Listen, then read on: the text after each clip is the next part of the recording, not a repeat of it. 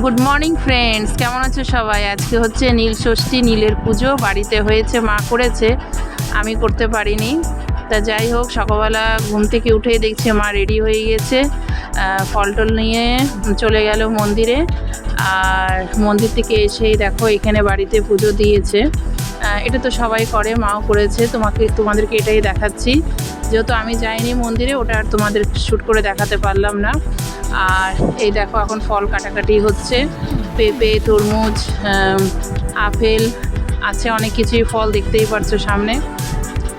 আমরা সকালবেলা এটাই খেয়েছি, ঠিক আছে। আর আমি পুজো করিনি তো কি হলো, কিন্তু উপোস আছে আমার, মানে আমি মা যা খাবে আমিও তাই খাবো। আর এদিকে দেখো সাবু ভিজানো হয়েছে, কলা আছে, সাবু মাখা করা হবে বলে। আর এদিকে দেখো মাখিয়ে নেওয়া হয়েছে, এখন আমি খেতে বসে বললাম দুপুরবেলা। তাহলে আজকে ভালোই দিনটা গেল, তোমাদের সবাই কেমন গেল একটু জানিও। আর এই ছিল আজকে আমার একটা ছোট্ট মিনি ব্লগ।